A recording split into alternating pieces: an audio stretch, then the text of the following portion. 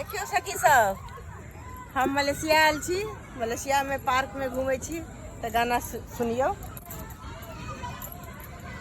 शिवजी चलला गंगा नहाए, ए शिवजी चलला गंगा नहाए, गौरी धैल धोती के गे माई, गौरी धैल धोती के खूट गे माई, एक कोस गेला शिव दुई कोस गेला, तेस कोस परे लागल बूंद गे माई, किने का के भी